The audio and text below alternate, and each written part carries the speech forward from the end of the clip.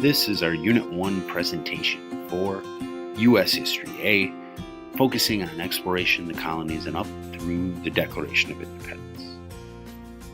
First thing we're going to do is look at one of your neighbors at your table, and with their help or on your own, come up with one sentence using at least 3 of these terms.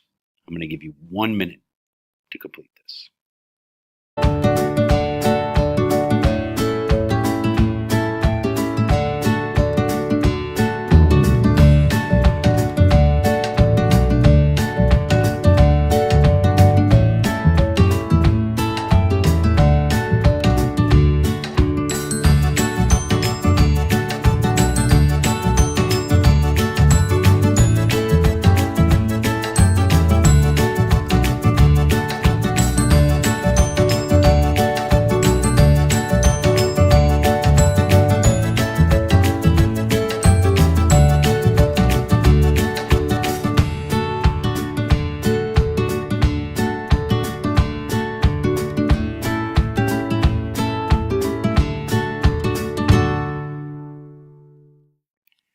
So after we get to this period of exploration in the world, we're going to see a big change in world history as 3 cultures collide here in the New World. The first of these cultures are the Native American cultures, exemplified by these photos, the Aztec and Mayans in South and Central America, and examples of the Iroquois and the Pueblo in the northeastern part of North America and southwestern part of North America. Now, these groups had been completely separate from other native groups like those of Europe, who had basically been mostly on their continent for a majority of history, and by the 1400s are starting to now spread out to look for new routes to the New World. And in that exploration, they came into contact with some of the West African societies. And most of these being the European Portuguese, they eventually got in touch with these groups and then began the process of creating the slave trade, something that had actually been going on for many, many years before with a lot of the East African and then Middle Eastern and Asian traders that had existed throughout pretty much the dawn of civilization. So the question should be, well, why did the Europeans need new routes to Asia?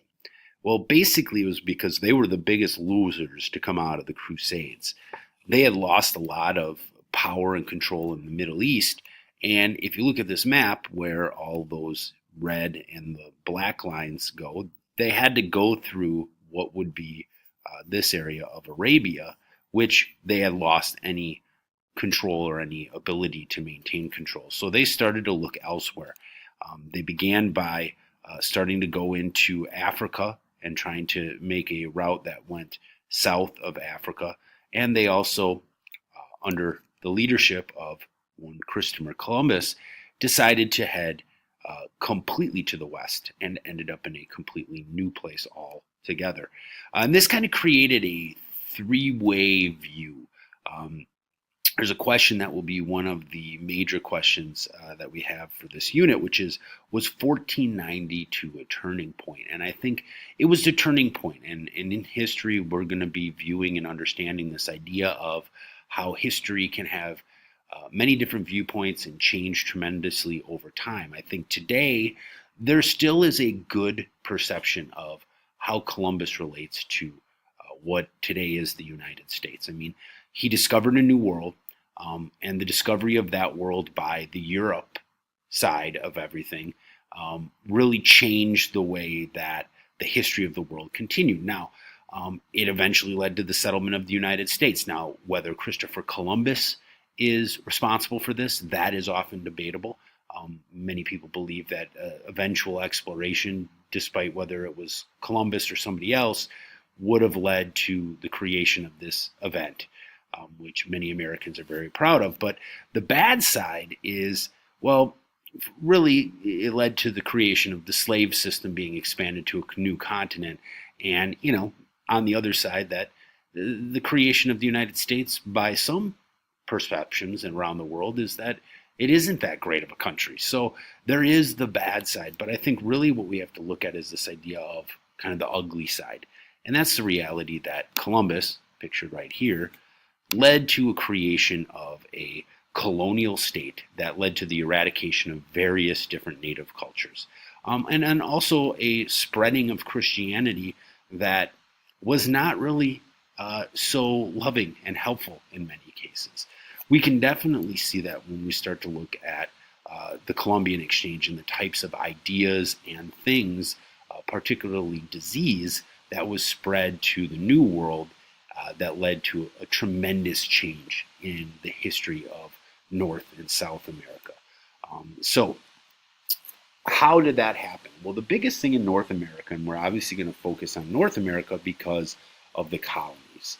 So the four major countries and ethnic groups, nationalities that ended up colonizing North America and what would eventually be the United States are these. The English in the Jamestown Puritan colonies of North America, the Spanish, who for the most part were in the southwestern part of the United States, into Mexico, Central America, and South America, but also in Florida, which we can see in St. Augustine. Then there were the Dutch, who had control of what were going to be called the Middle Colonies, or where New Amsterdam, or what is present-day New York City, would be located. And then finally the French, who controlled pretty much what is today Canada, the Great Lakes region, the Ohio River Valley, all the way over to the Mississippi River Valley, and down to what is today New Orleans. So we're going to spend a significant amount of time looking at who these countries were, what their intentions were, and how their colonial embarkments in North, Central, and South America led to a unique way in which what would become the United States, when we get to the Declaration of Independence, was formed, and how that culture was significant in that formation. So the first thing we have are the Spanish conquistadores. Spain had a goal in the New World. It was wealth, gold, more wealth, and then spreading Christianity. This led to the creation of the idea of one of the first real explorers in South and Central America, Hernan Cortez, who they called Cortez the Killer. The interpretation of European Christianity and what it did in relation to the native populations here of the Americas was that the interpretation at the time was that God was really guiding the European people to this place to improve the life of the native people. But that God part kind of played in the same role for the natives, because for Cortez, when he first comes into the Aztec cities, they think he is actually the return of a god back to the land. So religion and the relationship between Spanish conquering of the New World is very interesting and unique. Now, when we compare that, we'll do it to Jamestown and the English colony, which very much so was not about spreading Christianity and mostly about making money. St. Augustine was a fort, and it was a way to protect that money, especially for the Spanish colonies that were already located in the West Indies. So, like I said, with Jamestown, they were just a business, and they were people there to work to make money, and they struggled mightily. But it really gives an interesting focus as to what unique parts of what Jamestown and then the other English colonies of the Puritans in the Northeast, and here in this map you can see what these all will become from Maine all the way down to Georgia, but basically the original colonies, states that still exist today. If you look at how they started and what impact the culture of either Spain or the French, or the interaction between the British and the French, along with native cultures, would have later on, we'll see a lot that even today we can call back and look at as a reason for why there are so many differences between the people of our country, and how yet we've overcome them sometimes to join together. So ultimately, moving on to what I think is the reason for that is really the first colonists that are defeated, and those would be the Dutch. The Dutch basically had New Amsterdam, which was taken over by the British eventually, and these became known as the Middle Colonies. But they were unique because they held a lot of different groups who had left the New World to create a more liberal society, hence when New York City is created. And I think it's interesting to mention here that really New York City becomes, in many cases, the first entrance point into the United States. And I think that symbolically, the Dutch ideas of the colonies, this even goes into the Quakers in Pennsylvania, becomes really kind of the guiding point of to what democracy will become. That it's more than just this idea of not having that control of the monarchy. It's about how we recognize how each person has an individual right when they come to the United States. And I think it sets a very interesting tone, because as we get ready for independence, really it defines a middle point between what would become the northern colonies focused on commerce and trade and the southern colonies focused on farming, and really what that liberalism that came from what will eventually become New York City did to provide a balance between these two economic systems that will eventually lead to a real, I think, working idea of this symbolic difference between North versus South, business versus farming, and really social of ideas of kind of elitism and why our different parts of the country are so unique and different.